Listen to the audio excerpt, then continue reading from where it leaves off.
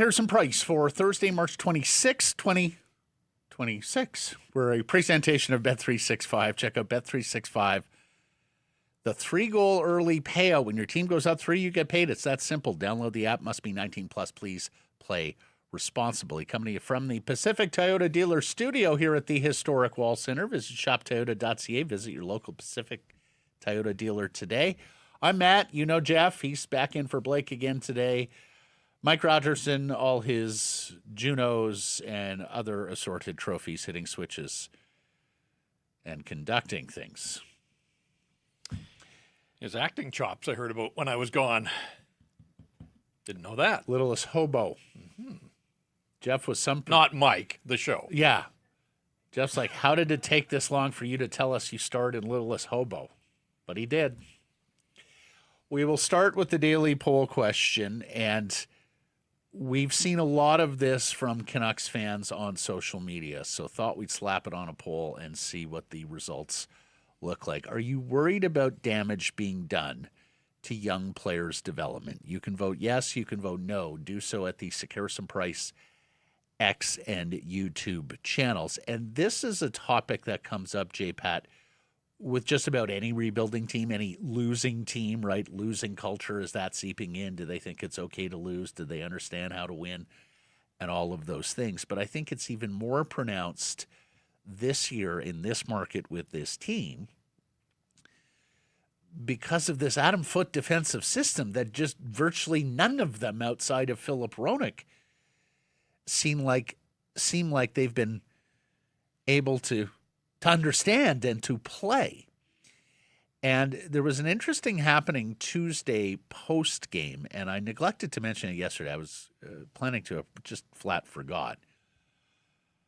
But Canucks president Michael Doyle watched Adam Foote's press conference Tuesday night following the loss to Anaheim. Is that a sign that upper management is gathering intel about this coach, prepping a change, or at least some questions for the exit meeting? Is that why he was so inarticulate on the goaltender question, the nervousness of the boss being in the room? Anyways, read into that for me, and then let's talk poll. Yeah, I wasn't there post-game. I was hosting Rink Wide, so I don't have firsthand knowledge beyond what was reported that he was in the room. But that is irregular, right? Doyle doesn't typically attend the... My understanding, again, it's been a while since I've been in that room post-game. But, I mean, he's a presence. He's there at every game. He was part of the telethon last week. He's around this club. Obviously, he's the president. But, yeah, I mean, it's my understanding that that is not sort of the standard operating procedure, that one of the top boss men is at the back of the room as the coach is being asked to explain goaltending decisions and other things about yet another home ice loss. Mm-hmm. So, curious at the very least. And one of the reasons we're asking this question today is because of the story of Nils Höglander that came out yesterday. And he is back in the lineup tonight, this after getting scratched against Anaheim. It is 28 games this year for Hoglander, who, of course, missed the first couple of months of the season after suffering that ankle injury in preseason. So he was set behind from the jump. Maybe he's not the best example here, J-Pat, but 28 games, 1 goal, 2 assists, 3 points. A one-time member of the Canucks young core is failing out of the NHL here, and he might be an NHL player in contract only. Yesterday, he was speaking about confidence and saying he's trying to end his season with some positive momentum, and that's the other thing that's at play here, everybody. 12 games left. You are running out of runway to have some of these young players end their season positively. And, of course, the yo-yoing in and out of the lineup hasn't helped for Hoglander. You see the quote here. For those of you just on podcast, I'll read it. He says, quote, I mean, that's a confidence thing. He was asked about specific play. He said it was a confidence thing. I was talking about the other day, like if you have confidence, you do something else there. You know you're not trying to find the pass. You really want to score that one. That's a confidence thing for sure. And he went on to say, I feel like every time you get pulled out of the lineup, you feel like you're not good enough, and that takes your confidence down too. And as a player, confidence is everything. You see it with every player. They talk to me. It's details and small things I've got to be better at. But then when you go in and out of the lineup like that, it's hard to prove you can earn the trust to do it. Tell me what your reaction to that. Well, I mean, I'm a little surprised that a 25-and-a-half-year-old now is still struggling with his confidence, but it happens in pro sports. We talk all the time about his defensive deficiencies, and clearly they're still there. Otherwise, this wouldn't be a thing. But it's also 1 goal in 28 games for a guy that scored 24 just 2 years ago. And it's like he's completely forgotten how to put a puck on the net, in the net. And so 11 games to go. Like, I just don't know that there's enough runway to salvage this season in any shape or form. And it's not just Hoglander. I mean, Ratu. John Lekermacki didn't really develop before he got injured and was shut down. Victor Mancini seems to have stalled in his development. And so I think we're asking the question because failure's not an option with Zeev Buium and Tom Hoglander. It's just not. And yet, really, since the Olympic break, those guys they've played a lot, but they really haven't done a lot. And so are they growing on a nightly basis? Are they making advances here? And it's tough to tell in this defensive environment. And not just defensive environment, in this environment with this hockey club where it is in the standings and where it's been all year. So I'm not saying that those guys aren't making baby steps, but you're not leaving the rink absolutely blown away by anything, I don't think, that you're seeing from either Buium or Hoglander right now. Or are you? You were there the other night. Yeah. Were you blown away? No. No. Although when the 2 young defensemen were out on the power play, there were some signs there. And Foote actually mentioned that in the postgame. I was beginning to think, have I made an error or an omission here? Jeff couldn't be wrong with the number of games left. It is 12 games left. Yep. Okay. Mm-hmm. We're down to the dirty dozen. Yeah. So answer me the poll. Are you worried about? Yeah, absolutely. I am worried. So am I. Yeah. So am I. There hasn't been enough progress across. I mean, there were so many lottery tickets here, right? There were so many opportunities, so many outs, as you would say in poker here. I mean, amongst this crew of young players they're playing. And just none of them have really taken a significant step forward. We're including Linus Karlsson, I think, but he's not young. It's 25, 26. Inexperienced. Yeah. And Liam Ogren I think he has developed in his time here. A little bit, yep. Now, he was at rock bottom, having not a single point on the ledger through 18 games when he was acquired from the Minnesota Wild. And some of that was opportunity, right? Minnesota just has a better forward group, so he wasn't playing as much. So I think he has grown a little bit in part because he's gotten more ice time here. And he's played with some pretty good players, right? Yep. That Bro line playing with Marco Rossi and Brock Besser that had shown life before. But something curious is going on with the goaltending too. We'll get to that. I know. Oh boy, yeah, Tolopilo as well. One last thing. Does he still play here? Apparently, he still plays here. Yes, okay. He has not been assigned to Abbotsford. They're not just running one goaltender these days. Feels like it. Indeed. One other thing to just put in your pipe here. Marcus Nasland is coming to town. And he's coming to town for an autograph signing at Pastime Sports, which is on the surface innocuous. But at one point, he was a hockey executive in Sweden. Of course, he's a legendary Vancouver Canuck, number retired, former captain. Do you suspect there's any kind of relation to the current hockey operations situation at Canucks Sports Center? I don't. Do you at the very least pick Marcus's brain to see with his eyes, somebody who knows this market, knows this operation? It's been 20 years since he played here. I mean, time marches on.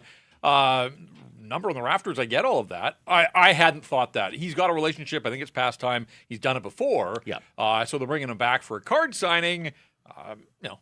Might he veer downtown at some point on the visit? Maybe. He's been around the rink in past trips here. But that's when I saw a few weeks back that he was coming back to do a card signing. I did not think that in the cover of darkness. He's being wooed by the organization to come back and lead them out of the wilderness. So I'm going to say that I think those are two separate thoughts. Yeah.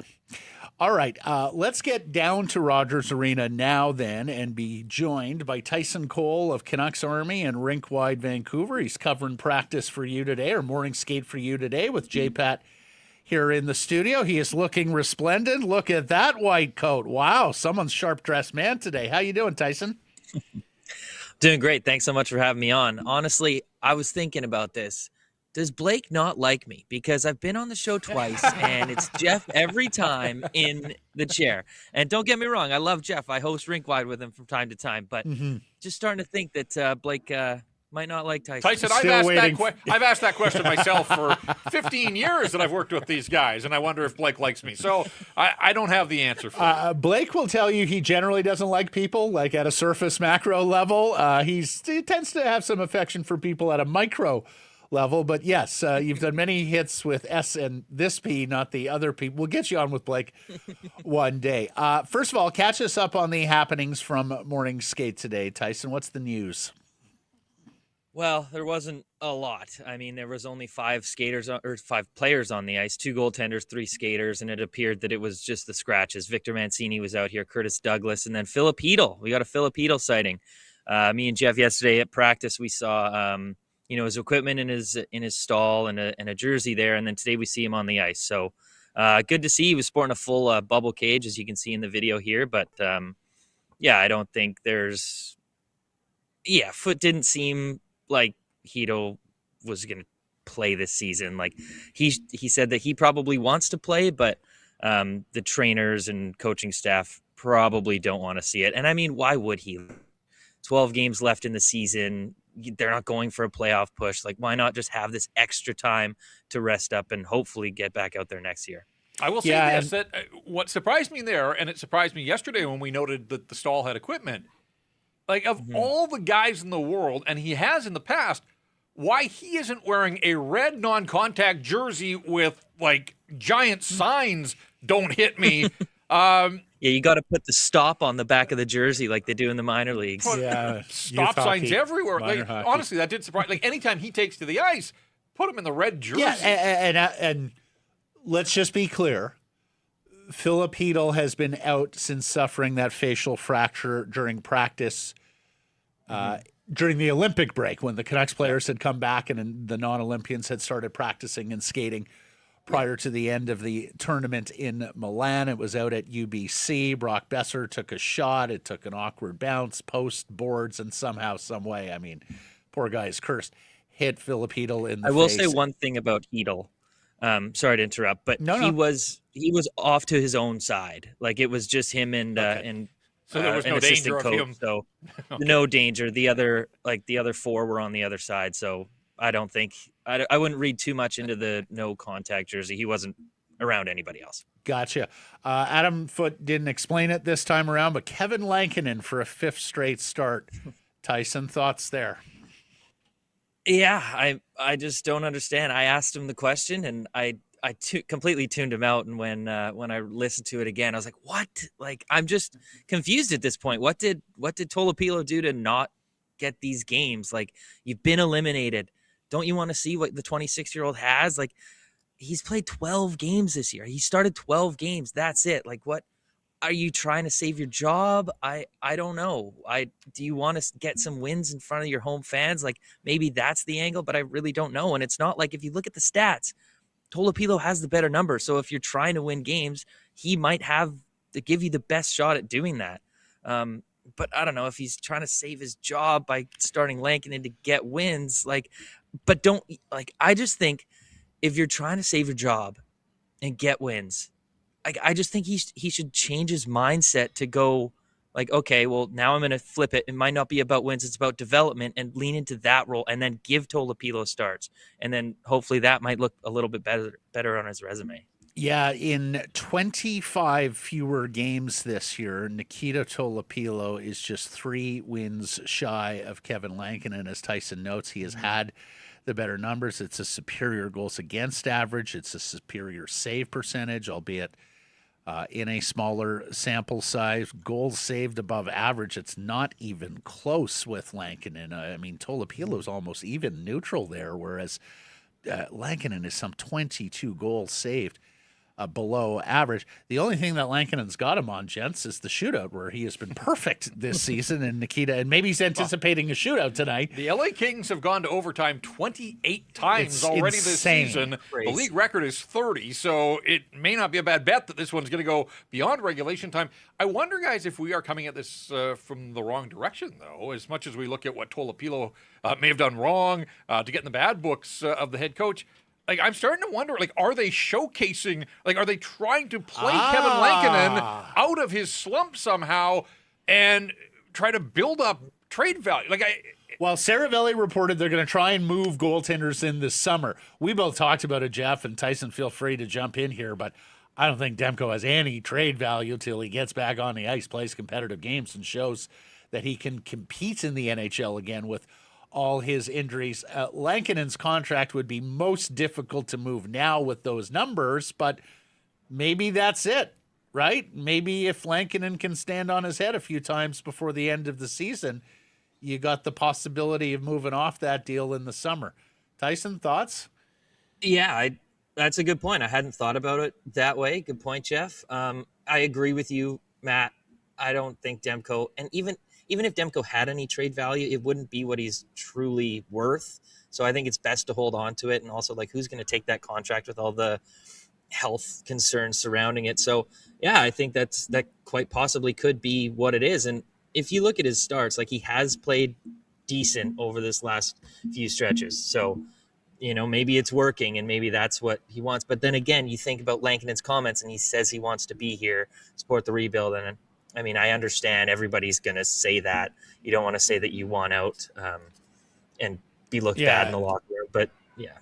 And, of course, Lankinen was given a no move clause with that contract last year as well. So he controls. The other thing we should know, because Coach Foote had said it the other day, he talked about how he wants to get some momentum going. And that was the explanation for why he started Lankinen in the fourth straight start Tuesday against Anaheim, that he felt like they were close to getting some momentum. And he talked about the bad goals that Tolopilo had given up the last time he was in there against Seattle, if I'm not mistaken, Jeff. 14. Yeah, and we should also note, because we noted it Tuesday, Rick Talk had said time and again last year, he's got to get Lanks some rest, that his level drops when he has to play too much. Alas, a fifth straight start for Kevin Lankinen here tonight. The other thing we should also mention, remember Kevin took leave of the club earlier this season for a family matter, a personal matter. We don't have any idea what's going on there, so it could be related. Who knows? We just finished talking about Nils Höglander, Tyson, and I know you did some work there on the Hoglander file this week. What did you make of the comments yesterday where he acknowledged that the in and out of the lineup has really hurt his confidence? I don't know. That's tough because you can say all that, but then you continuously do it. You continuously take him out of the lineup and in and out. So, like, you can say that, oh, yeah, it's hurting its confidence. Like, you acknowledge that it is, but then you're not doing anything to fix it. I don't know. Like, I didn't necessarily like those comments, to be honest. And I feel bad for Hoglander because you can see how hard he wants to play. Like, he just wants to be out there and he works so hard. And there's just some plays sometimes where, you know, it's like a mind lapse a little bit. Like I mentioned this on Convo the other day, but against the Blues, I believe, Marco Rossi takes a hit to make the play. Great play, gets bowled over, and then Hoglander's in all along on the left side. And he winds it for a slap shot when Jordan Binnington comes way, way out of his net. And it's like, if he just takes a second and sees that there's no one around him, there's two defensemen coming from the right side. If he fakes the shot and goes left, or Binnington is so far out, you probably have an open net and then you can score. So it's just mind lapses like that, you know, is causing kind of these struggles, and that's why he only has one goal and 3 points in 28 games. Yeah, and it's a great point because the defensive miscues have been an issue for several years with several coaches now, but I think that was a perfect illustration of the confidence lagging on the offensive side of the puck, things that other years I think he would have buried that chance or made more of it than what he did. I mean, I think it's pretty clear, though. Like, the 24-goal season was the outlier yeah. and part of a perfect storm season where Ilya Mikheyev and Sam Lafferty were goal scorers as well on that Vancouver Canucks team. Like, everybody got theirs 2 years ago. Well, when you play on a good team, there's more goals to go around. For sure. Tyson, you had Canucks fans and even the Canucks dressing room buzzing earlier this week with the video you captured of what we're calling Fight Club, the three young defensemen, Höglander, Buim, and EPD Elias Pettersson spent some time after practice with some hijinks, pretending to fight each other, including reactions and playing to the crowd. Some guy stepping in, one of the guys stepping in as the linesman to break them up. So you got the video. It was very amusing. But then you took it to the room and showed it to them and wrote about it for Canucks Army. Tell us about the guys and their reaction. Yeah, I mean, I was just, I took the video and I was like, okay, everybody see this, but I want to run it by them first. They got to know, like, I got to make sure that they're okay with it because it's so far after practice. Like, they didn't know anybody was recording. So I go up to them and I'm like, hey, so I took this video. I was after practice yesterday, and Höglander's like, oh, no, we got clipped, didn't we? And I was like, yes, but just watch it. I think you'll laugh. And they were just howling laughing. They thought it was so funny. And then I was like, is it cool if I post it? You know, there's a lot of talk right now about how you guys are really changing the culture, and videos like that'll breathe some life into the market. And they said, yes, of course. And then me and Höglander were kind of making fun of DPD, and I was like, well, you shouldn't be the one that wants it out there because you're the one that got taken down by Zeev Buim. and then Zeev came in shortly after. I showed him and I gave him the same spiel at the start, and he was like, he just looked at me, he's like, you get the takedown? I was like, oh yeah, I got the takedown. And then he watched it, and then he called a couple teammates over to watch it. So there was a group around me, and I was showing them the video, and then once they saw the takedown, they were like, oh, like they thought it was the funniest thing. And it's just good to see, like, you know, laughs and smiles in the locker room. And I was happy to bring that to everybody. Yeah, that's it, Tyson. Like, God knows this market, even the players, right, needed some fun, needed some levity and smiles on faces. And it achieved just that. So nice work. And this was building on the one-on-one you did with Zeev Buim that was so well received last week. For those who missed it, tell us about the Buim piece you wrote. Yeah, well, originally I just wanted to ask him because it was off the heels of the tough loss against the Tampa Bay Lightning 6-2, and I looked on the bench, like everybody had gone off, but there was just two players standing there or sitting down on the bench just staring at nothing, staring blankly ahead. And it was Buim and Höglander. So I just wanted to ask them what was going on in their mind. And I mean, you guys have seen Buim talk whenever like, he's so well spoken and everything. And so that was my game plan going into it. And then, you know, I pretty much had to throw it out the window because he was just talking about so much good stuff. And I loved how much he talked about being connected off the ice, and that's going to be able to translate on the ice. And so many stories about him, like with past experiences of him at the US NTDP. Like as a teenager, he was having his teammates over just to talk about anything. It didn't have to be about hockey. They just wanted to be there for each other. And the fact that you can go from teammates to teammates to brothers, like that's what he wants to do, best friends and brothers. That's what he wants to do, and that's what he wants to bring to Vancouver. And by all accounts, like being in the locker room, you can kind of see that. You can kind of see that the guys are laughing, even though, you know, they're eliminated from the playoffs, they're last place. They don't have a lot to be happy and laughing about. But the young kids are really breathing new life into the room, and trickles down to the vets as well.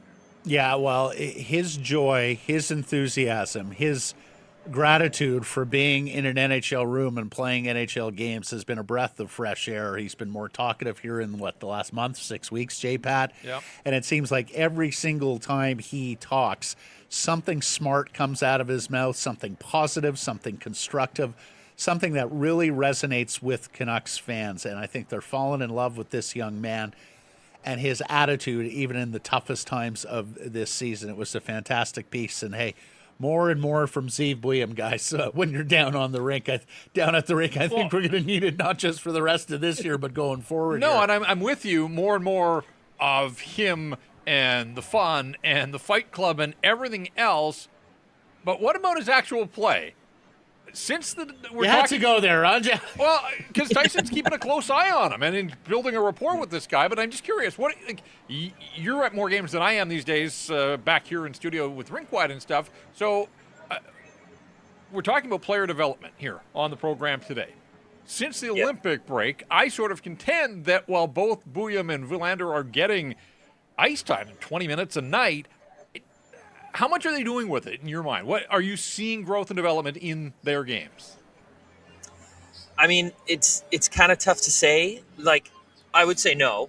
You're not seeing, the levels of growth that you would want to at this point. But also, I look at the environment, like the systems they're playing and everything, and like especially for Bouillon, for most of the time he was playing on the third pair with Mancini, and Mancini had his struggles, and they were getting caved in at 5-on-5. Last game, they started Bouillon on the top pair and then quickly went away from it.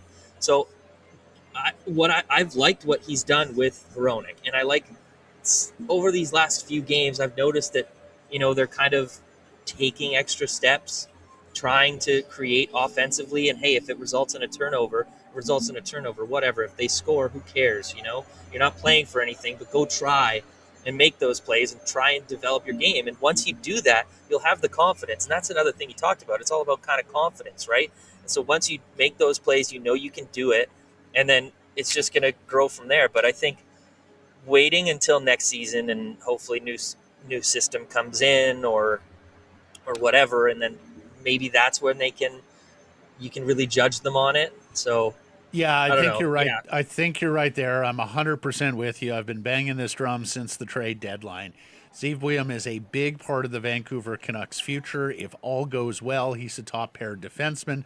There's a very strong likelihood Filip Chytil will be here playing top-pair minutes, so just get them together, make them a pair, and just run that out game after game in what's left of this season, get him all the possible reps he can get beside Chytil, and of course playing the tough minutes, right, and the tough matchups when you're in that role.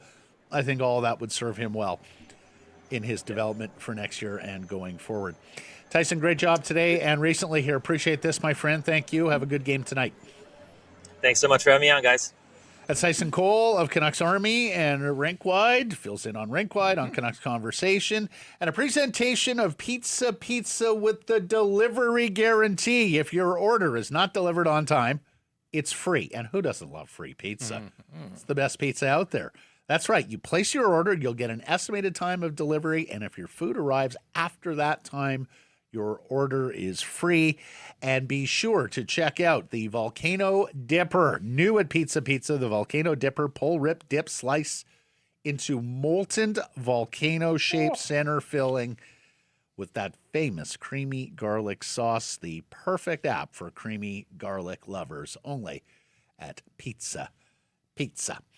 All right, Jeff, let's get to our top story. It's brought to you by Yellow Dog Brewing, Neighborhood Brewing, Foolish Winery, Home Sweet Home? ? Not quite. And that's why I'm sure the Canucks will be happy to leave home digs tomorrow and get to Calgary. Final game of this 8-game homestand versus the LA Kings this evening at Rogers Arena. And the storyline is the home team playing spoiler. Vancouver can deal LA a most hurtful blow in their playoff chase here tonight with a victory. The Kings would climb to 44% playoff odds with a win, but fall to 24% playoff odds with a regulation loss. So a 20-point swing at play, a loss beyond regulation, middles it right there at 34%. Alas, getting wins on home ice has not been easy for the Vancouver Canucks. 8-24-5 this season. It is a .284 points percentage, the worst in the last 30 years, hanging with a Ducks team from the lockout season when we played an abbreviated schedule and there were no fans, Jeff, and the expansion Atlanta Thrashers of 99-2000. More on this with Rob Williams later in the program. 17-16-8 last year on home ice, Jeff, and I can remember the conversation in September and October. They can't possibly be as bad on home ice this year as they were last year, right? Oh, yes, they can. 17 could be twice as many wins as they get on home ice. They have not won consecutive games on home ice since early March. Last year, they have only one more opportunity to do that here in the month of April, and it's 25, 40, and 13 over the last two seasons at Rogers Arena. And they're raising ticket prices for next year. 2-5 on this current 8-game homestand. They were 2-5-1 on the previous 8-game homestand of January. Yeah, 2 of the final 4 are against these Los Angeles Kings. The other 2 are against Utah and Vegas. So this idea of getting to double digits in home wins won't be easy. Both Utah and Vegas should be motivated, and the Kings are outside the playoff picture, but 3 of their final 11, Matt, are against the Canucks. Like, the Canucks are going to be a part of the Los Angeles Kings playoff story one way or the other here. So opportunity knocking loudly for the Kings, but they're not playing particularly well. They don't score many goals. They're a pretty boring team. They fired their head coach right after the Olympics. DJ Smith taking over on the interim. Kevin Fiala is hurt at the Olympics. Andrei Kuzmenko is out for the year as well.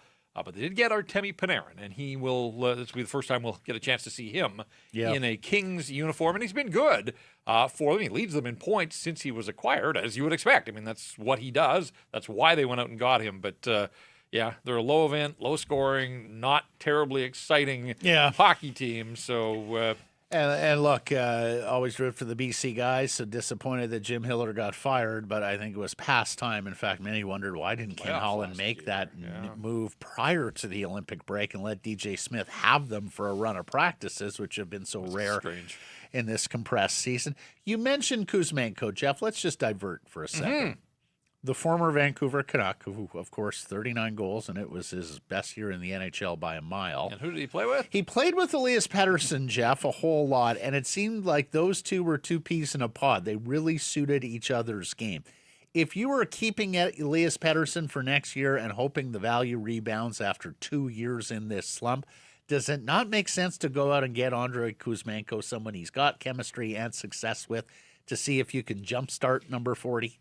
I've got a guy. He's a UFA. I've got a guy in my mentions, and he's committed to the bit. Like, for months, he has banged this drum. Yeah, I see it with Canucks on Canucks social media. People want for a while Kuzmenko there, for I was Pettersson. like, you got to move on. It's not all about. But through all of that, PD has continued to. You've worn him down. Whoever you are, Sapster, Analytics, whoever you are, you've worn J-Pat down. Because remember, at one point there, Evander Kane was linked to the Kings quite heavily before the break, and to make that deal move, they would have had to ship some salary out. And I thought, well, who better at that point? Like, if you have to take on some money, why wouldn't you bring back a guy that had success here, is familiar with this group, and did score goals set up by the guy that has struggled since he left? So I'm 100% maybe I am for coming it. around on I am this. 100% for it if it's a reasonable deal. And really, a reasonable deal takes on a whole different context because the cap dollars aren't going to really matter so long as you don't hamstring yourself with a long-term contract, and he hasn't earned that, right? So, look, there'll be other suitors, I'm sure, but we know how much Andre loved his time here. He was a most joyful player. We know how disappointed he was to move to Calgary. Did wind up waiving his trade protection to go there, but that was after re-signing with the Vancouver Canucks. That was after choosing the Vancouver Canucks in really a 32-team derby at the time, right? Everybody wanted the best European free agent. It was quite a coup. It was still, to this day, one of the best things that Rutherford and Alvin have achieved for the Canucks, and they got the incredible returns of a 39-goal season. So, look, just like we were talking about with Tyson, Jeff, that Buiam and his attitude, Höglander, DPD, and that they still are able to muster some joy, some levity, some happiness, some humor out there in this season from hell. Fan base is going to need that too. Bring me some Kuzmenko and some of the big celebrations and the big smiles and all the joy he brought us a few years ago watching him play hockey. As for tonight, Nils Höglander is back in the lineup. Curtis Douglas, the big 6'9" winger, is coming out. Evander Kane, 997 career games. He will hit 1,000 on this road trip, provided he stays healthy and keeps his place in the lineup. And Jeff, helped me out because you were at practice yesterday. It was maintenance for Evander Kane, Brock Besser, and another maintenance day for Filip Hronek. Yeah, and I asked Adam Foote, like, are you at a point where Hronek might not be able to play one of these games, and sort of what's the point of keep playing him?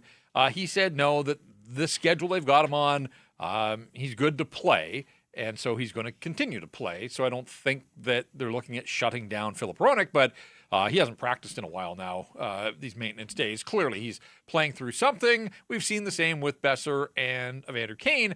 I did ask Adam Foote, though. Like, they're in a spot now, 12 games to go. Kane's 3 away from 1,000. They could jig the system so that he gets that 1,000th game on home ice. If that's something that Evander wanted, family and friends, local boy, all of that. It seems like the discussion yesterday is he's going to get the Foote ceremony. Said, basically, I'm planning just to play him right now. So the way it's tonight, it's Saturday in Calgary, Monday in Vegas against the Golden Knights would be game 1,000 for Evander Kane. And then at that point, history in that he town. does. It's not I seem to recall a photo of him with some stacks. Well, of and cash. There was also another matter. Yeah, I understand. With a marker, I understand. But anyways. But yes, so that looks like it's the plan right now, is just to play him. And then Foote didn't address whether, at some point, is he going to be a healthy scratcher once he gets to 1,000? Because Evander continues to play while some of these younger guys take their turns sitting out. Yeah, I'm sort of getting the vibe we got last year, Jeff, where that last week, the last 2 or 3 games, they may do something like that. But until then, they're going to play vets for reasons that seem to make sense to them and not to the rest of us. Yellow Dog Spirits has released their brand new Lemon Lime Freezy Vodka Soda. A cool and zesty blast of lemon and lime. This vodka soda, bright, nostalgic, built for easy, carefree sipping, and I will add sipping in the spring, sipping in the summer with the sun out and some longer days before us. Check out the Lemon Lime Freezy Vodka Soda from Yellow Dog Spirits. Prospecting. Each and every day we will do some prospecting, and today we're going to look at Scott Wheeler's prospect pool rankings on The Athletic, because today he wrote about the Vancouver Canucks. They come in at number 15 on his list, so just on the right side of the NHL 32. The middle of the road. Yeah, middle of the road. Hey, mushy middle. It's a long way up to the mushy middle from the standings, Jeff, so at least we got mushy middle. Fair enough. No, they're moving in the right direction, too. They are up from 15th last year in Scott's rankings. He notes there's more quality than there is quantity in the Canucks system, and this is where you sort of wonder, God, if they were able to move more of these vets at the deadline, would you have a little bit more quality or a little bit more quantity or a little bit more of both? Now, look, Scott divvies this up as he sees fit. Wheeler divvies this up as he sees fit. He notes in the write-up that Zeev Buium has graduated for him. Otherwise, Buium would be the Canucks' top-ranked prospect in his eyes, and even in a tier by himself.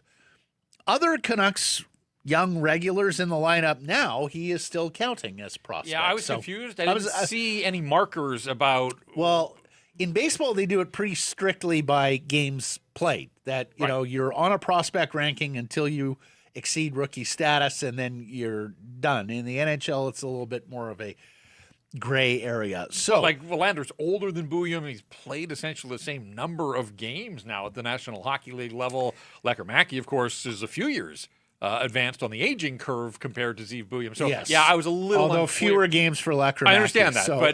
but yeah, it was just how Zeev was taken out of the equation, Yeah. but the rest of them are still prospects I wasn't So totally there you go. clear You on. want to put Buium in the equation, they'd be better than 15th.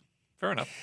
He's got Jonathan Lekkerimäki as his top-ranked Canucks prospect. I was a little surprised by that. He's got Tom Willander second and Braden Coots number 3, and they form tier 1 for him.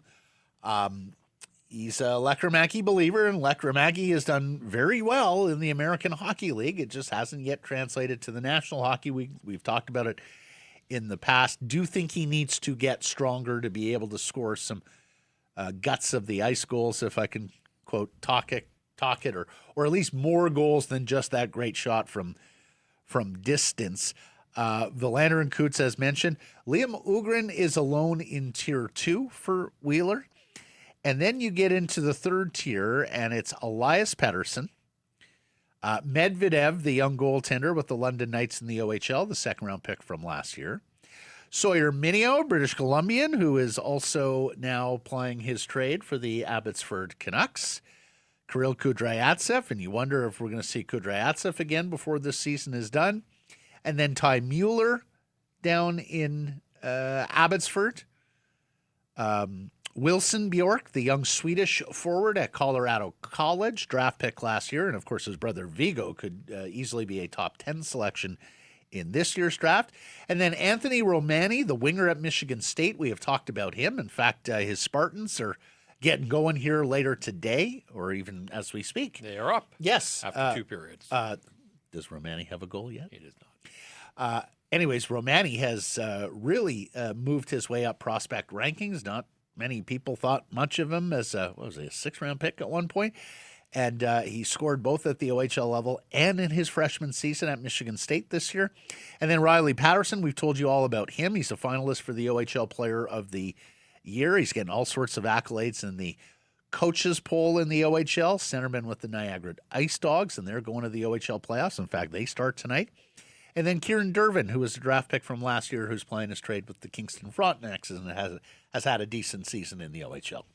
Yeah, the goalie Medvedev's interesting. I mean, I liked the pick at the time. The London Knights have not had a London Knights kind of season, and it's my understanding that he's not even their playoff goaltender. Oh, really? Yes. I hadn't heard that. I think an overager is the guy that's got the net. And so we'll see how that plays out ultimately, but there aren't high hopes in London of a long playoff run this spring. But he may need the crease to be completely cleared for him to get that opportunity next season. Well, yeah, we noted right from the hop that London, normally a dominant team, and of course the defending Memorial Cup champion, did not necessarily have the level of roster that we've seen in the past. It is a destination city. There's a lot of the best prospects who are able to manipulate their way to London via their family advisors, the OHL draft trade, European draft, and all those different mechanisms that OHL teams use to stock their roster. It was 36 games played this year for Medvedev. He went 16, 15, and 3. The goals against average was .326. The save percentage was .891. Both of those marks are well down from what he did last year in just about the same number of games played. It was 34 as opposed to 36. It was only like 70 less minutes, so really just one game. And last year he was 22, 8, and 2 with a .912 and a .279. Now, yes, goaltender is a function of those in front of him and how they play, and this London Knights weren't nearly the team this year that they were last year. But, yeah, that's disappointing to hear that he wouldn't be getting the high-leverage playoff games for the Knights this year, because those are good opportunities for development and, of course, from a Canucks point of view, for evaluation as well. I'm just kind of laughing. I mean, it is, by their standards, an off year. It was still 40 wins and 86 points. What are they, third place in the division, if I'm not mistaken? Yeah. Fourth, yeah. So still have home ice advantage, but, that's not the type of London season that the Hunter brothers are accustomed to. Yeah, I mean, a factory, you're absolutely right. I mean, it's one of the best hockey programs the world over, Jeff, year to year in their league. And as mentioned, the NCAA Frozen Four tournament starts today at 2 regional sites, including both Canucks prospects that are participating in this tournament. We mentioned Michigan State's Anthony Romani facing UConn in Worcester as we speak. In fact, really interesting twist of fate here today. Michigan State and Connecticut are playing each other in the Sweet 16 of the basketball tournament, and in the opening round, the 16 of the Frozen Four tournament. The other Canuck prospect, we haven't spent as much time on him. He doesn't play a whole lot for a very good Quinnipiac team. His name is Matthew Lansing. He's a forward, and they are facing Providence College later today in the Sioux Falls region of the NCAA tournament. The vaunted Sioux Falls region. Yes. And I wanted to get one more item in here. We do like to track our BC hockey players, and there was a charming story in The Athletic this week, today, if I'm not mistaken, from Vince Marcagliano covering the New York Rangers on Victoria's Dylan Garand, who made his NHL debut for the Rangers the other night at Madison Square Garden. Like Jeff and I were sitting here talking, I realize the Rangers are down and all that, but what a place to be able to make your NHL debut as a goaltender, right? So Garand finds out he's getting the call. He's starting on the weekend. He called his old goalie coach from the Kamloops Blazers and said, hey, I want you there if you can make the trip on short notice to catch my first start. It sets off a big chain of events. Garand was drafted 6 years ago in the 4th round. Jeff, I did the math. He's played 165 AHL games. He played 155 games for your Kamloops Blazers before finally getting the call.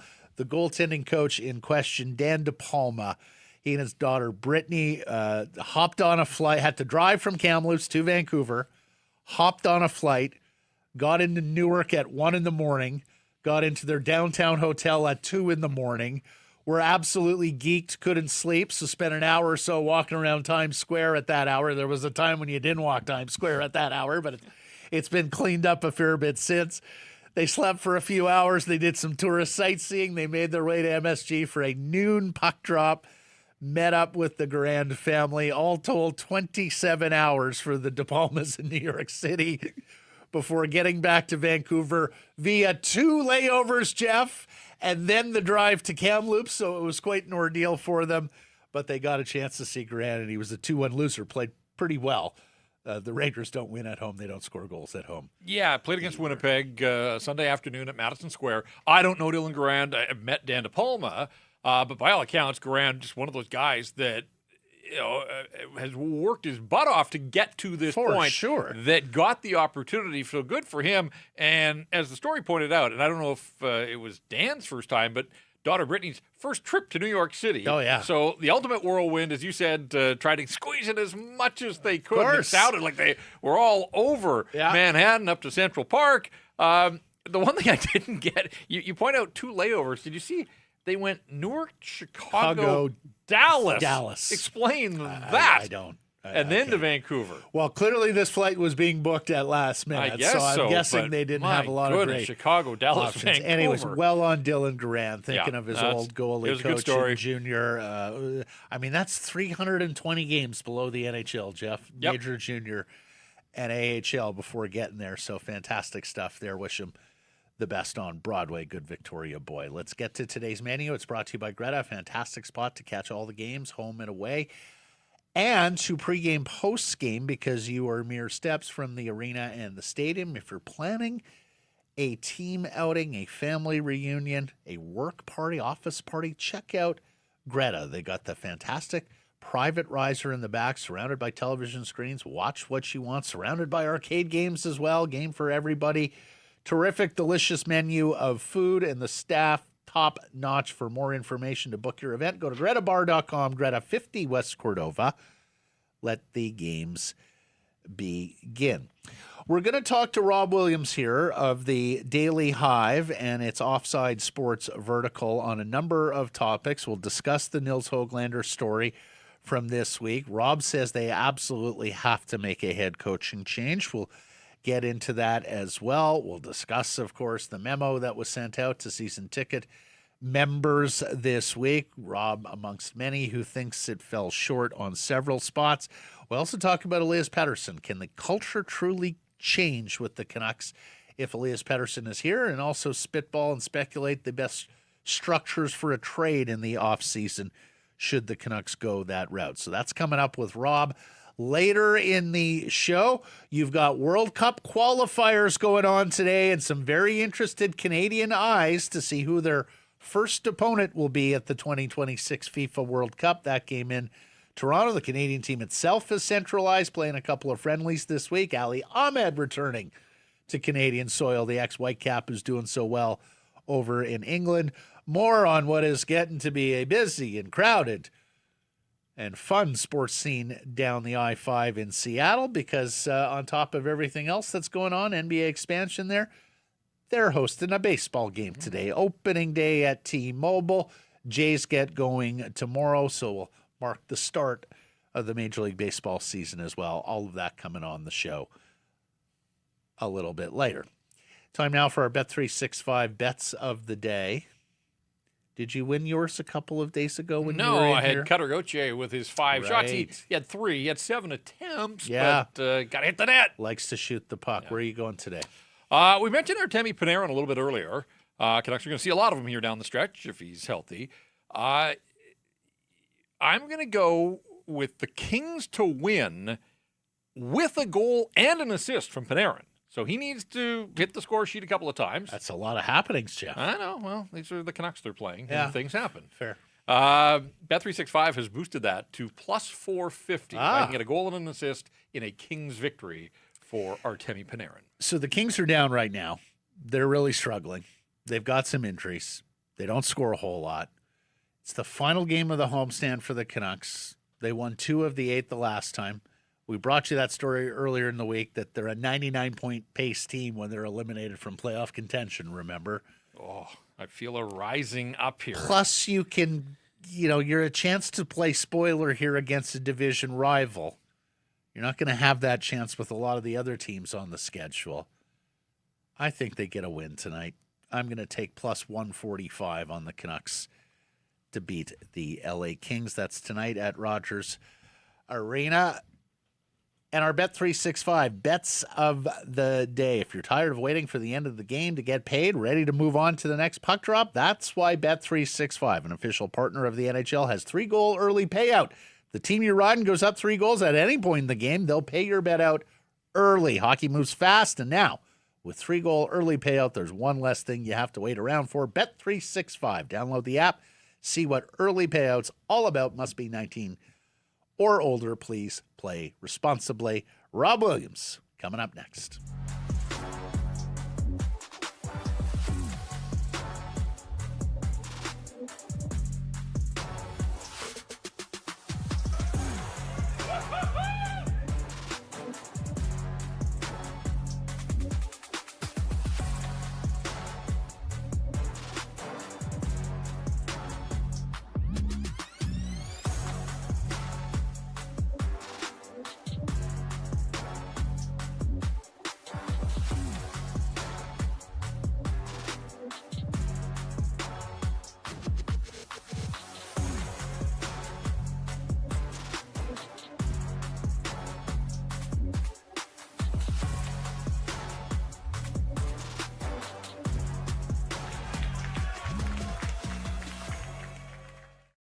Harrison Price from the historic Wall Center. This next segment is brought to you by your Pacific Toyota dealers and the Toyota Prius plug-in hybrid during Red Tag Days. I'm not sure if you've driven by a gas station recently, but if you have and were jarred, shocked by what you saw on the marquee, well, you're not alone, and it doesn't look like that's going to be changing anytime soon. So time to get into a plug-in hybrid.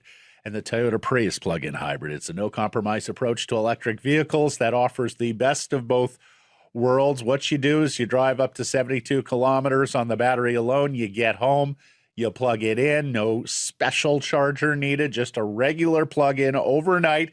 And then bada boom, bada bing, you got your 72 kilometers again the next day. If you need the gas engine, there's a combined range of 962 kilometers, and there is no sacrifices here when it comes to horsepower or style. Sleek, low, wide exterior, sophisticated interior, plenty of cargo room for that goalie gear and your golf club.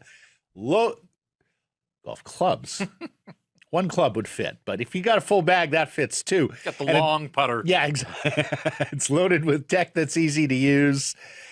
And again, charge at home or at one of the 2,000 public charging stations in BC alone. Visit shoptoyota.ca or your local Pacific Toyota dealer today during Red Tag Days on from March through May. Here is the national sports editor of the Daily Hive and its Offside Sports vertical, television star Rob Williams. Rob, the hockey guy. I think he's on still wearing the makeup. X. CTV Morning Live with Carrie Adams, and CBC will rue the day they bumped you, Rob. How are you? He was too busy. It's back at your old stomping grounds, guys. I remember popping by there at Sekeres and Price. So yeah, it was good. How are you guys? The building is still upright then. Okay, good to know. 969 forever emblazoned. Ditto me as well. Okay, Rob, planning to discuss with you here on the Vancouver Canucks. Let's start with our poll question because quite a admission yesterday from Nils Höglander about his confidence and where it's at and how it's hurt by the yo-yoing in and out of the lineup. We're asking today on our poll question, are you worried about damage being done to the young players' development? What says you? Definitely. It's such a shame with Hoglander too, because he was probably the guy more than anyone else for me that stood out in training camp in Penticton. I thought he looked like a really motivated player. And even still now, like you don't really question the effort. Whatever reason it is, though, multiple coaches seem to have an issue, with the details of his game, I guess his positioning, playing the system, those sorts of things. But yeah, it just seems like this is a guy that should be like, this is the worst team in the NHL by a lot. It just seems like this guy should be in the lineup. He's not a player that I think that, you're going to have to give him away if you trade him now, right? Like that's not a player I would trade. I still think that there's something there. They've just got to find a way to get it out of him. I guess. Does that require a new coach then, Rob? Is it because it is like his fifth coach in the NHL? Well, that's what I'm saying here. Yeah. I do wonder about Adam. Look, I think they've got to make a change at head coach, regardless. Not just for Nils Höglander's benefit, but I think that there's, this is one of the worst seasons in Canucks history. The messaging from Adam Foote at times is really hard to decipher for the media. I wonder if he's any better at speaking to the players in the dressing room. And I also wonder how much with Adam Foote changed from Rick Tocchet in terms of, this is somewhat of a carryover from the last regime. I do wonder, did it change much for Hoglander? Was it truly a fresh start for him? So yeah, I do think he needs a fresh start. Does that necessarily need to be in a new city?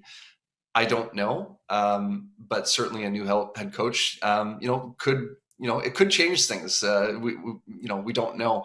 But I would go that route before just giving him away. I think that there's still some talent there. I think there's still a player that has a good motor. And I think that, surely there's the things that are missing from his game, you'd think would should be teachable, should be learnable. And I think that there is enough this season where you can explain, getting off to the rough start with the injury and being behind the eight ball right away. And all that is fair, but I'm a little worried of players a little further up the lineup, like young players' development, like has Villander, has EPD, have Zeev Buium, Liam Ogren up front. Like, are those guys developing under this coaching staff, and particularly with this defensive system? What's it doing to the collective confidence of that young player group that seemingly still hasn't been able to get the system down and is still giving up goals aplenty? Absolutely. And I think this would be a different situation if Adam Foote had a long resume of success. Certainly he did not, right? He had the 1 year in Kelowna. It didn't go well. He had been an assistant coach. People had spoken highly of him as an assistant coach running the defense. But it's a completely different job to be the assistant coach, to be working with six defensemen, then to be running an NHL bench, being the spokesperson in the media, being the guy that sets the strategy for the entire team as a whole. That's a totally different job. And and I don't think there's any way to sugarcoat how this season has gone. I mean, look, he was dealt a bad hand. I think we can all agree with that. They were weak at center to begin the season. Filip Chytil goes down, Teddy Blueger goes down right away, and now suddenly Aatu Ratu is your second line center. I mean, that's going to be hard for any head coach to succeed. But they still have underachieved underfoot this season, and I, for me, it was a bit of a questionable decision to name him head coach in the first place. And could this season have gone any worse? I mean, I guess their star players aren't fighting anymore, so there's that. But otherwise, I think Adam Foote needs to take some responsibility, for this season. 2025-26 Vancouver Canucks, the year the Stars did not fight. At least there was no infighting. And sign up for season tickets. And on the eve of Game 70, Rob, they're practicing their changing on the fly the other day at practice. Yeah. That's who they are and where they are. And, of course, all of it adds up to the 8 home ice wins at the tail end of this 8-game homestand facing Los Angeles tonight. So I guess the total could reach 9, but it's going to be a push to have to get 2 of the final 4 just to get to double digits in home ice. And a lot of the storyline this week has been the letter from the Canucks to the season ticket holders, or season ticket members, as they like to call them. They pointed out an awful lot of what they've done for those members, but they haven't done much winning, ultimately, when push comes to shove. What did you make of just the messaging and ultimately the takeaway that has not been well received by the people that pay the freight? Yeah, I've got it in front of me here. I mean, it's just, a lot, look, it's marketing speak, it's sales speak. But I do think that there's an element here of talking to your paying customers like they're idiots. I mean, and your best customers, been right? Watching this. Exactly. I'm just looking at this, now we're building the next generation with 10 picks in the 2026 draft, 2 of which are in the first round. I mean, this is a full rebuild. Everything went wrong. I think what's missing here is some, a bit more thankfulness from the organization, and a bit more of a vision going forward, to say, look, this is what we're going to be doing. Instead, they say, pair that with a young core ready to break through. They're acting like it's here, it's now. As if you should be so lucky to come check out Canucks hockey. Look, they've got to spin it. Marketing teams can't just come out and say, look, we were god awful. Please forgive us and come watch us. They've got to sell something. So I get that, but I think that they could have done this in a way that didn't insult the intelligence of their fans. And particularly, look, you mentioned the 8 wins in 37 home games, 4 games left. This is the worst season. This is the worst home record the Canucks have ever had in 56 years by a lot. A 400 points percentage was the previous low mark set in the 1970s. They're at a 0.284 points percentage currently. That is the worst home record of any team in the NHL in the last 30 years. This is the previous, the previous mark is they're just a little bit worse than the Anaheim Ducks in 2020, 2021, which was the pandemic shortened year. So it was only 28 home games and there were no fans in the building. So they didn't subject their fans to this. And then after that, you have to go back to the 1999-2000. That's the expansion Atlanta Thrashers. Wow. The Atlanta Thrashers in their very first year gave their fans more to cheer about than these current Vancouver Canucks, which is just unbelievable. And also that predated the loser point. They still have ties in the NHL at that point. You didn't get points for shootout wins and 3-on-3 wins. So this is a historically terrible season for the Canucks just in general, but particularly on home ice. So for them to be raising ticket prices in any shape or form is, I think tone deaf to say the least. Mike, if you can put the graphic back up there about the message, the note, So you mentioned what wasn't said here, Rob, what was missing, and some of the arrogance and lack of gratitude. The one line that I saw that didn't necessarily land with a lot of fans was pair that with a young core ready to break through, and that phrase in specifically. And you just mentioned it as though you're on the verge of something and not at the beginning of a rebuild. Do you read that and get any kind of concerns that they're going to try and fast track it again? I mean, I don't know that I would make that leap necessarily. I think that's in the back of every Canucks fan's mind right now, though. The worry about, okay, the minute something good happens, like if they win the draft lottery, or suddenly are they gonna start trading draft picks to find a young center to play with, Gavin McKenna or something like that. If they get off to a decent start next year, like, is the messaging going to change?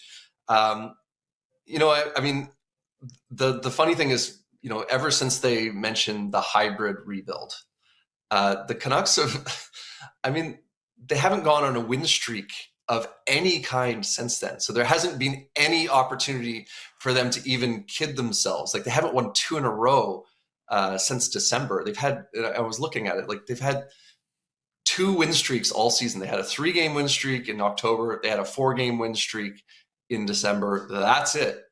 They haven't won 2 in a row on home ice in over a calendar year. Like, they haven't had a moment to even kid themselves. So what happens when they inevitably have a bit of run of success? I mean, we saw, like, the Willie Desjardins years, like, the team, like, stayed afloat for a few months. Like, what if they do that? Are they, is the tune going to change? So I do think that that's a concern. Canucks fans have been hurt before. Like, the Benning years, I think, are all still fresh in people's minds. So I think there's a definite concern that this organization is going to try to take a shortcut and fail because of it.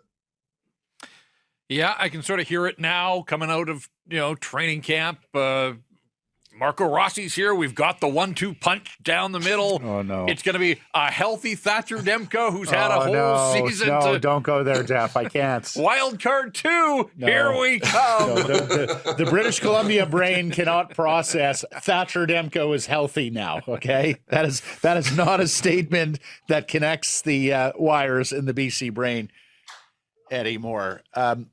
We've been talking about this, Rob. We've heard a lot about new culture, fresh culture after the trade deadline. Can Canucks culture truly reset with number 40 here, or does Elias Pettersson have to go for them to get to quote unquote new culture?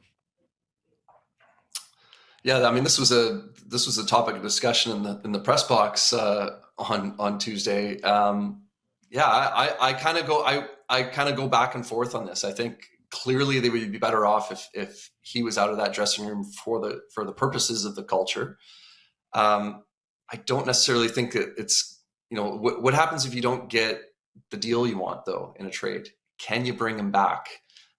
Because I do feel like this is a player that, if he has any sort of run of success, maybe a new coach, maybe, good summer, maybe just, being able to breathe a little easier coming into October, if he has any run of success, if he shows any sort of signs of improvement, signs of life, this is a player whose value, I think, will go up significantly, because I think you can sell that. You can sell, okay, no, he's back to some extent.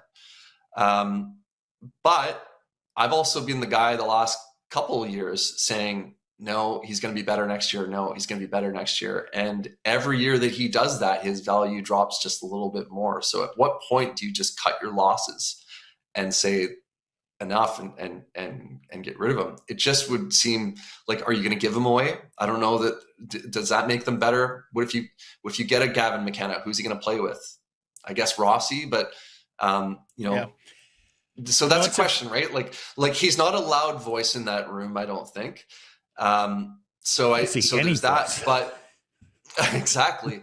But is just his mere presence, are his off ice habits, are his practice habits, is that a bad influence in the room? That is a concern for me, certainly, and just the vibes, right? Like, this is a guy that, even in his latest media availability, after Tuesday's game, he was asked some very easy questions by the media. These were not hard-hitting questions. One question sort of alluded to maybe he might be better defensively now than he used to be, and you could see he was like irked by that.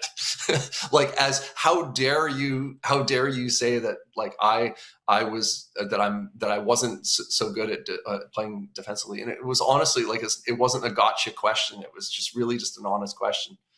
So I and that just kind of makes me go like, okay, this is just, I worry about the attitude in that room. And I think we're seeing, like, some of the young players, it's just starting to see them bond and starting to see them connect. And I wonder, do you need to remove that and bring in a different veteran into the room to kind of show the young kids the way? I think it's a fantastic point. Sorry, Jeff, Rob, that the culture would be better without him for all the reasons you list. And, he's not the hardest worker. But that the team on the ice would be worse, particularly if you're adding a high-scoring winger or a top-six winger in McKenna or Stenberg in the draft. And yet when I think about Elias Pettersson trade, and I've probably been guilty of not mentioning this enough when we've discussed that, I have been hell-bent on, no, you cannot retain salary for 6 more years. You could take bad salary back, but put yourself in the shoes of the acquiring club. He's already got a reputation as a coach killer. Can you drop an $11.6 million at best second line, but maybe just third line center into your room and not affect that culture and that chemistry, right? With guys looking around going, this guy's one of the highest paid players. He's instantly the highest paid player on our team, or one of them. And he's bringing that day to day. That's going to be a tough trade to make, even in the summer. I mean, it's not my money, but I would be willing to retain on an Elias Pettersson trade. That means a better return, right? And I know, look, okay, it's on your books for 6 more years. How many of those 6 years are the Canucks going to be right at the cap? Because that's the only thing. If we're talking about cap dollars, that's the only thing that really matters. Is this going to put you at the cap? If you're going to be below the cap, who cares if you've got dead money on the books? That's fine. Maybe by year 4, 5, 6, you're going to be thinking, oh, geez, like, it'd be great if we didn't have this Elias Pettersson money on the books. But year 4, 5, 6, the cap's also going to go up. Expected to go up quite a bit. So that retaining $2 million, $3 million is going to be, what's that in today's dollars? That's going to be like retaining like $1.5 million. So I don't think it's as bad as it sounds, because you're going to get, that's going to boost the return. I'd rather them have a bit of dead money on the books and get a nice return than giving them away. I just want to bring it back to basically where we started, where you suggested that, yeah, it feels like they have to move off this coach and find another one. Do you think it's as simple as promoting Manny, another first-time NHL head coach, or do you think Manny might have some options? And does Manny want this to be his jumping-on point, even though he's got the connections with some of the players in the organization? But he also has ties to Toronto. He played in Columbus. If the Blue Jackets elect to go and look for a new coach, he's got the championship bling to show from last year. Do you think it's as cut and dry as replace Adam Foote with Manny Malhotra? I don't. I also wonder, like what if I don't think they're going to draft Caleb Malhotra, but if they do, I think you can't promote Manny, right? I think having the father-son, maybe it would work for marketing purposes and give them something else to send to season ticket members. But I think that would be a bad situation if you had the father coaching the son at the NHL level. I don't think the Canucks are number one on any coach's list of teams to take over. I don't think there's a guarantee that Manny gets hired by another NHL team. I think that there's only 32 of these jobs, and I think if he gets an opportunity, he'll take it. But yeah, I think it's something that the Canucks need to look at. Like, is Manny the right guy? Are you better off hiring someone that's coached at the NHL level before? I think it's an interesting question. I think they need to look at guys that can connect with young players. So probably a younger coach, guy in his early 40s like Manny would make a lot of sense. They're not going to win a lot anyways. So, if there's some growing pains in year 1 or year 2, it's not the end of the world.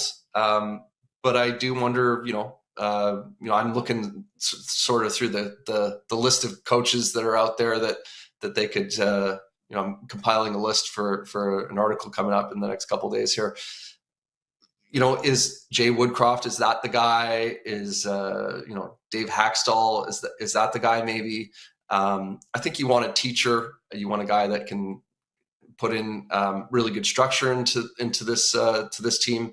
But I think you want one that does that without stifling the creativity. You want somebody you want Zeev Buium to be thriving under this next head coach, and not being stifled.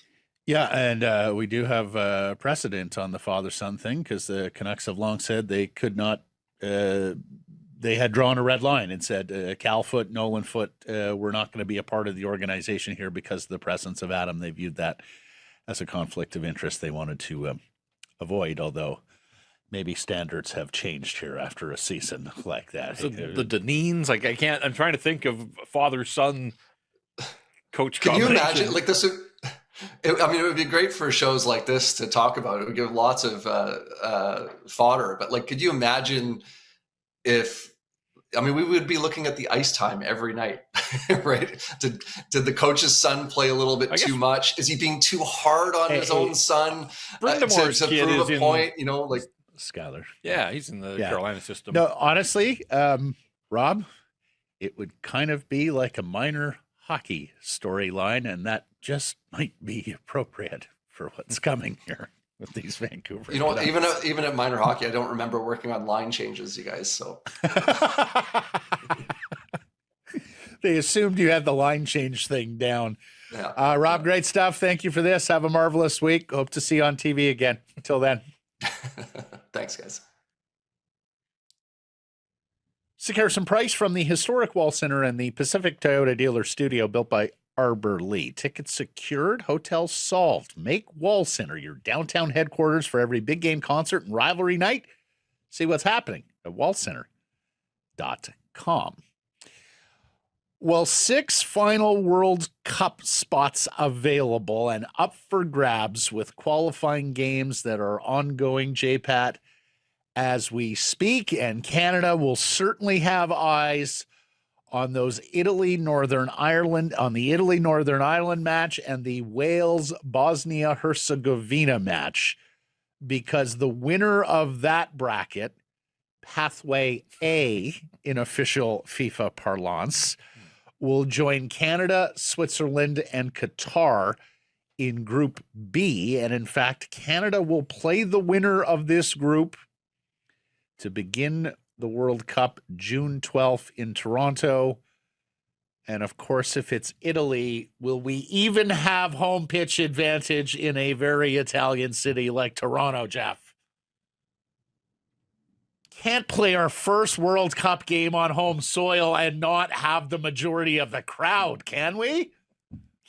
We'll find out. And look, lots of implications this weekend as well for us here in Vancouver. I've got tickets to a match, Australia against, I don't know yet, but by weekend's end, we will know an opponent for some of the teams that are going to play here. Mike, can you put the graphic back up there? I just want to see. Do you know which pathway you are looking at here, JPAT? I should. And it's not the bottom one. That one is different. At one point I did. Okay.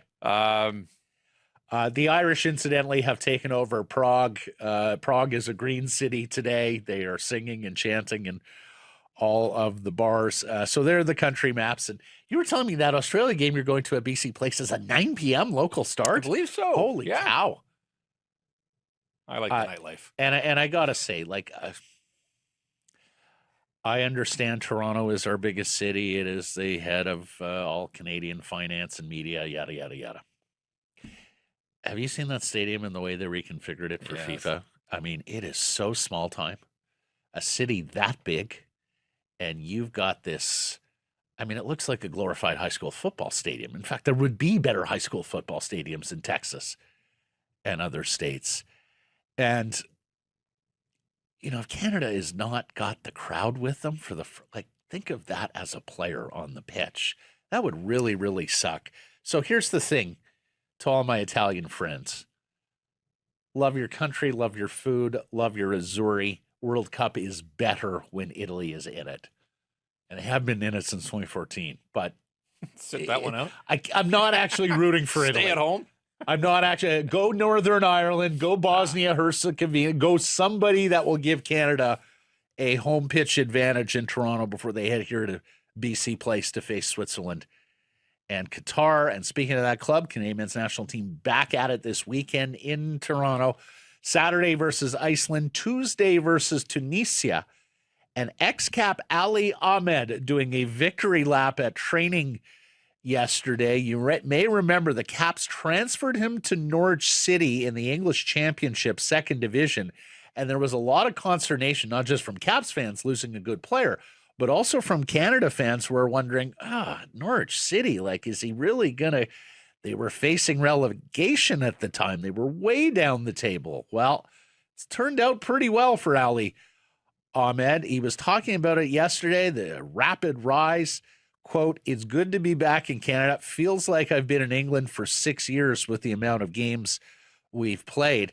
It has been a very useful transfer for Ahmed so far. He's played magnificently. He has made quite a mark on that team. The fans adore him. Norwich City has climbed up to mid-table in the championship, and he's getting good run against quality opponents in advance of the World Cup. So good to see Ali back and smiling yesterday at training. As for the Whitecaps, they are still training here during this international break. Harjo Hall of Daily Hive reports that defender Sam Adekugbe and Ranko Veselinovic, participants in the training session, not fully training, but they were involved, and this is good because those are serious injuries they're coming back from. With Sam, it was an Achilles, and with Ranko, of course, it was an ACL in July.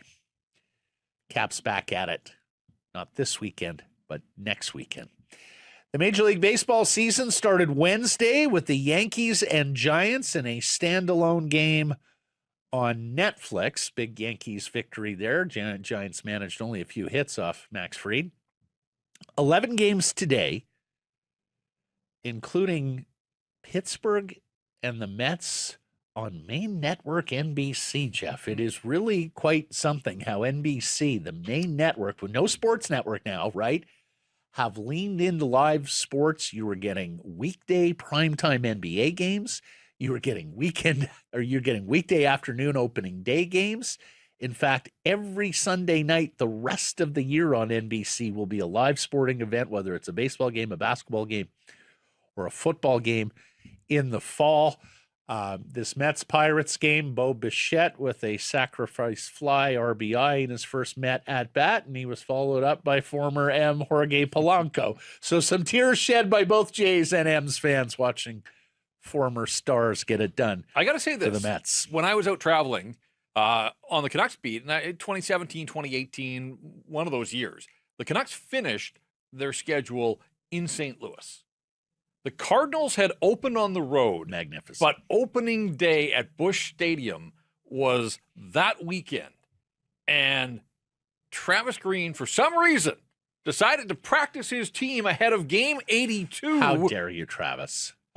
Group outing to the ball game. It was right that you had a chance to do something great, TG. But my memory of opening day in a place like St. Louis was like, it felt like a civic holiday. It was incredible. Like, we talk about support for the Canucks and people wearing Canuck jerseys. Honestly, like, every single hotel employee had been mandated to wear Cardinals gear. Right. Everybody on the street was wearing white and red. Like, it really did have, it felt like a holiday. Jeff, pound for pound, St. Louis is the best baseball market in the world. Yeah. I mean, it's such a good baseball market that the NBA and the NFL haven't worked there or have left there. Cincinnati's another one because they have a parade, a downtown parade on opening day. I believe it. Has been the tradition. So yeah, no, it's, opening day is That was a lot of fun. very special day, and it's down the I-5 today at T-Mobile. I was about to call it Safeco for a second. T-Mobile, where the Mariners host the Cleveland Guardians. Logan Gilbert gets the opening day start for the M's, and they made a series of roster moves yesterday. This one might be tough. Shortstop J.P. Crawford on the IL with a right shoulder inflammation. Say what you will about JP as a hitter, but he has been a quality defensive shortstop for them, and he plays a whole hell of a lot as well. Bryce Miller placed on the IL as well. We knew that with the left oblique strain. Mitch Garver won the backup catcher's job. Then with the Blue Jays, Davis Schneider and Spencer Mills, the Rule 5 pick from the San Francisco Giants. He of the 99-mile-per-hour fastball are the final two players to crack the Jays opening roster. They have sent infielder Leo Jimenez down to AAA Buffalo. There you go. There's the opening night roster for the Toronto Blue Jays. Of course, you're missing a bunch of the pitchers there who started on the IL. Trey Savage, the former Vancouver Canadian, Shane Bieber, Jose Barrios, and then, of course, in the field, Anthony Santander, who continues to be beset by injury. So looking forward to seeing the newcomer, Okamoto, the Japanese third baseman, who was signed this offseason. Jays get going tomorrow against the Athletics. And you were talking earlier this week, Jeff, about the crowded sports scene in the Emerald City. Well, a couple of things to note here. Number one, we did the story a couple weeks ago, last week, where there would be petitioning to the Oklahoma City Thunder to get all the intellectual property back for the Seattle Supersonics. But a report from Front Office Sports today says that when the Sonics moved to OKC, their Larry O'Brien trophy, and they did win one, the retired jerseys and the memorabilia stayed in Seattle. They have sat in a museum warehouse, Jeff, for nearly 20 years here, waiting for an NBA team to return. You have to do some social media video about that, right? Like when you crack open the crate with the Larry O'Brien trophy that's been sitting in the warehouse since, 2008, you have to do some content around that. And in terms of busyness, Seattle is set to become the only city in the United States to have teams in the NFL, Major League Baseball, NHL, MLS, WNBA, NWSL, the Seattle Reign, professional women's soccer, PWHL, of course, the Torrents, and MLR, also the Seattle Reign, plus, of course, the NBA when it gets there.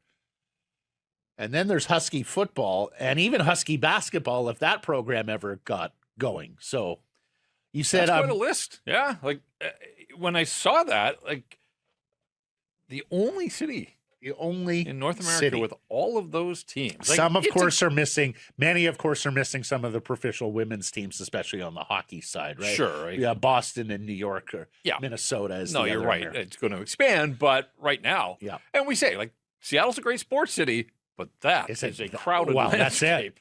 Because, I mean, it's not like you're the size of Chicago, Philadelphia, New York, something like that, right? Let's get to the results of our poll question from yesterday. We asked, with cheap tickets on the resale market, are you more inclined to attend a Canucks game? What did the people say, Jay Patton? I'm going to say sure, yes. They said no. What? 55%. That surprises. Clowner says no, it's still $20 for a can of Coors. What are we doing? And look, many in the comments were like, the concessions are still expensive. I get it. For some, it's an inextricable part of going to the game. You do want to eat or you do want to drink. Daryl says, to be honest, yes, lower ticket prices and commitment to rebuilding this mess is what I've been waiting for years. Brindy says, absolutely. I've already gone to 3 games this past month. It's awesome being able to watch NHL hockey for so cheap. And Thomas says, I don't attend meaningless games, even if tickets are free. Still got to drive there. Gas is over $2 a liter if you haven't noticed, and pay for parking. So those two costs alone aren't worth it to watch this team right now. And I get that as well. I do not have an error or an omission from yesterday's program, Yeah, so well done. PJ must have been perfect, Jeff. Thanks for joining us, everybody. Appreciate you spending some time connecting with the program. Please do subscribe to our assorted channels, YouTube, and wherever you get your podcasts. Follow on social, X, Insta, Facebook, TikTok, YouTube, Blue Sky Live, many of those platforms, noon Pacific time weekdays. And of course, please do support the community sponsors you hear us talking about. Thank you for sitting in this week. Yeah. My friend will have Jeff on the show tomorrow. Reporting. Back to reporting. Keep it local.